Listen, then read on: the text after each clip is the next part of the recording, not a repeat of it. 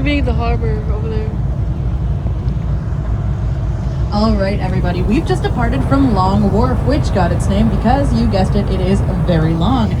Now, it doesn't look that long when you're leaving it. It just kind of looks like a regular wharf, but it was built in 1710, which makes it the oldest wharf in use in the country. And when it was built, it was 2,000 feet off of the original shoreline. That term, original shoreline, tells us that we're not looking at natural land. Most of the city, in fact, 75% of Boston, sits on top of man-made land. Now, that's a crazy fact, and we're going to come back to it quite a bit, but just to give you a quick perspective right now, everything you can see around you, every piece of land, is man-made. You are not looking at any natural land right now if you look all sides of the boat. And again, crazy fact, we will come back to it quite a bit. But before we do, I want to point out this rusty turnstile bridge that is stuck in the open position off our starboard side here. That is the Northern Avenue Bridge. Not a very good bridge to drive across. You probably get a little bit wet. But just behind that bridge was the former site of Griffin's Wharf, which is where the biggest party of the 70s happened. The 1770s. I'm talking the Boston Tea Party. Whoop, whoop, whoop. The Boston Tea Party happened December 16th, 1773, when a group of British colonists were protesting the rise in taxes on British imported tea. They were upset because they were British and they were facing heavy taxes on British goods. And they weren't being represented fairly enough in Parliament to do anything about it. So they docked 3 ships over at Griffin's Wharf. Pop quiz. Can anyone tell me the names of any of those 3 ships? It was not the Nina the Pinta or the Santa Maria, nor was it the Mayflower, whose replica is actually docked over at Fan Pier right now, that blue-hulled vessel. I'll spoil it. It was the Eleanor, the Dartmouth, and the Beaver. And those 3 ships were docked at Griffin's Wharf, and they dumped boxes and boxes of loose-leaf tea off those ships into the harbor, creating the world's saltiest cup of tea and shouting, "No taxation without representation." Exactly. Hear how angry everyone still is. We're good at holding a grudge over here. And in response to this protest, the king sent over 5,000 troops and blockaded the city. So was it worth it? Who's to say? But it was one of the sparks of the American Revolution. Now, to the right of that bridge, everything we can see, that is Boston.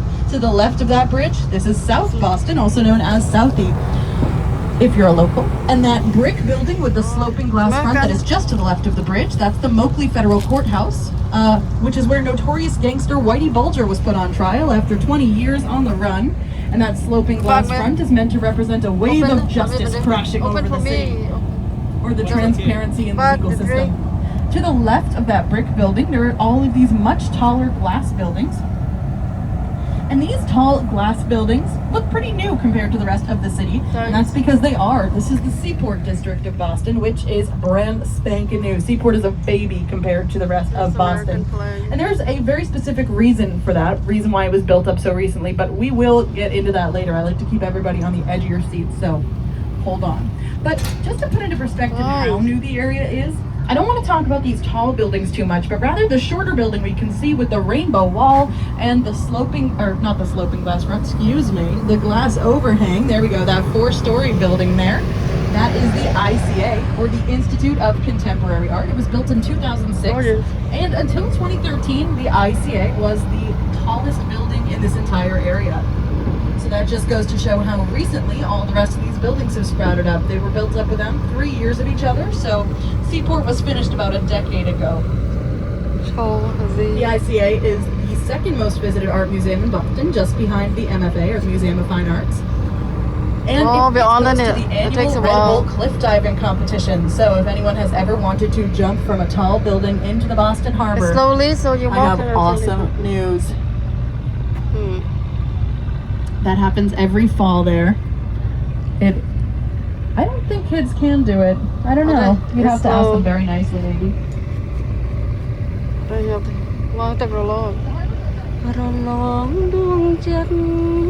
And as you go through the harbor today, you're going to see a lot of these very beautiful ships with very intricate rigging.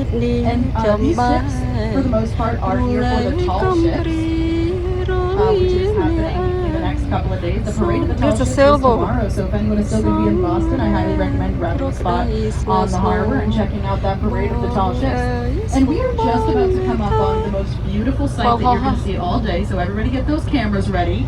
And that very beautiful sight is you. We're about to see a reflection over here, in that the sloping city glass building. It's not just in one.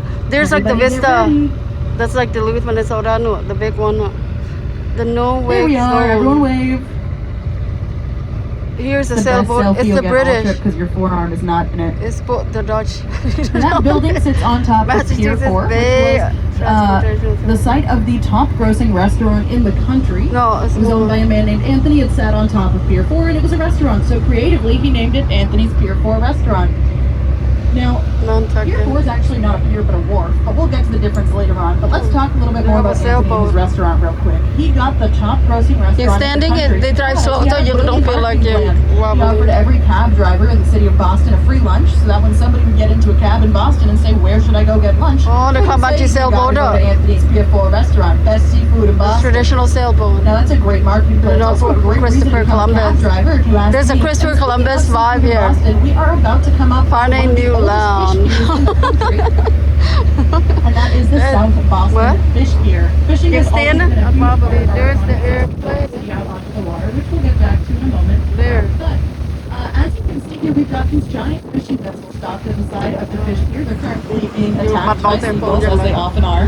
And these fishing vessels are called stern draggers because they drag nets from their stern. You're gonna get the hang of the fact that we are not very creative when we name things here in Boston, but we're direct and to the point. And I appreciate that. And those stern draggers every day go out about 150 miles past the harbor to some very But you don't need it, but you need handles. fish and collect fresh seafood for everybody locally and semi-fresh seafood for everyone internationally. So you could be all the way in the UK and you could be eating semi-fresh fish. I don't know why you would want to, but you could. And there's a lot more of those stern draggers docked at the side here as well. And then off into the distance here, there is a large white tent, and that is the Leader Bank Pavilion, which is a concert venue. It was originally built in the 90s as the Harbor Lights. It's an outdoor venue, seats around 5,000 people. And it was meant to just be a temporary structure when they built it, but people enjoyed it so much that they decided to keep it around as a permanent resident of South Boston. And now the Leader Bank Pavilion has seen everyone from Billy Joel to Billie Eilish. This summer we're seeing Bob Dylan, as well as Sarah McLachlan, Role Model, Logic, whole bunch of people. Should be a great summer.